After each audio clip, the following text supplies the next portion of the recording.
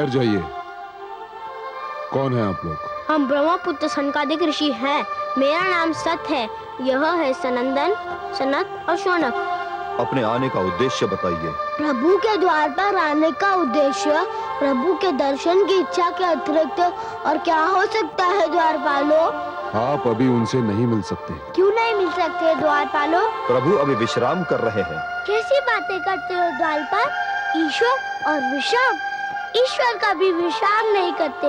यदि ईश्वर विश्राम करने लगे तो सृष्टि का सारा काम ठप हो जाएगा। तुम हमें जाने दो। विचित्र प्राणी हैं आप। एक बार आपसे कह दिया कि आप अभी उनसे नहीं मिल सकते, तो आप लौट क्यों नहीं जाते? हे द्वारपालो, हम तुमसे विनती करते हैं कि हमें अपने लक्ष्मी नारायण के दर्शन के लिए भीतर जाने दो। हम बहुत दूर से उनके दर्शन को आए हैं। एक बार कह दिया कि अभी आप उनके पास नहीं जा सकते, तो फिर हट क्यों कर रहे हैं? हे द्वारपालो, पथ का विमान अच्छा नहीं होता, चाहे वो पथ कितना भी ऊंचा हो। तुम तो एक द्वारपाल का छोटा सा पथ पाकर इतराने लगे। तुमने अपने अभिमान में आकर हमारी राह रोकी, हमें अपने प्रभु से मिलने नहीं दिया। तुम्हें इसका दंड मिलेगा। हम तुम्हें शाप देते हैं। जाओ, तुम दोनों राक्षस बन जाओ।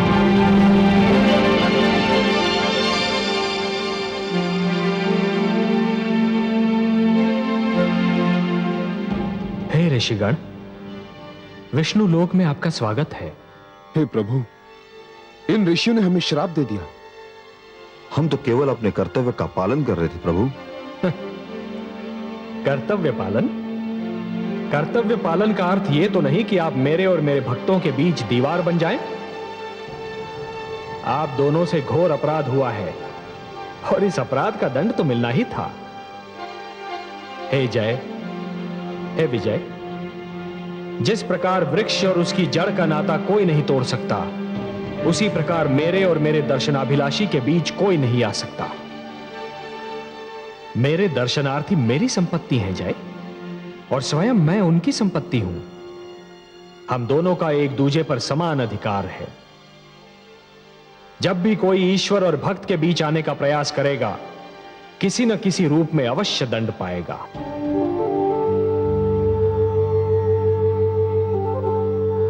हे ऋषिगण, आपको विष्णु लोक में जो कष्ट हुआ, उसके लिए मैं स्वयं आपसे क्षमा मांगता हूं।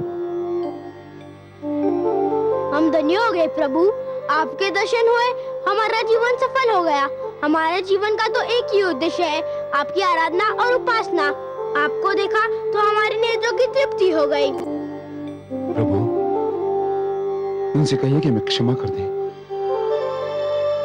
हे सर्वेश्वर, हमें इनके शाप से मुक्ति दिलाइए।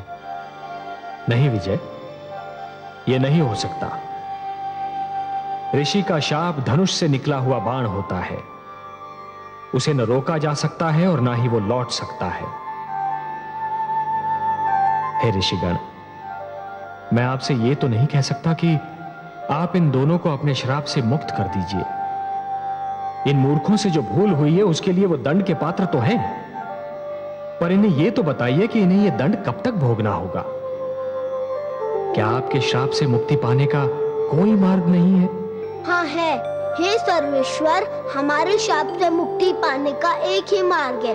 आपके द्वारपाल जय और विजय को हमारे शाप के कारण 3 बार राक्षस योनि में जन्म लेना होगा और तीनों बार आपसे वैर करना होगा, और वो तीनों जन्मों में आपके हाथों मृत्यु प्राप्त करनी होगी।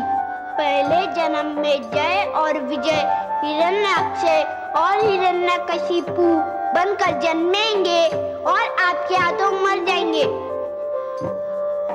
जय और विजय कुंभकर्ण और रावण के रूप में आएंगे और आपके राम अवतार द्वारा मृत्यु लोक में भेजे जाएंगे। तीसरे जन्म में यह दोनों कंस और शिशुपाल बनकर आएंगे और श्री कृष्ण के हाथों मरेंगे। बस इसके उपरांत इनकी मुक्ति हो जाएगी।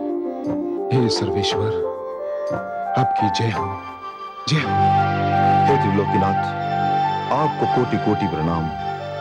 हे ऋषिगण, आपका श्राप हमारे सिर माथे पर। हम आपका श्राप सिर झुकाकर स्वीकार करते हैं। और मुक्ति मार्ग की खोज में निकलते हैं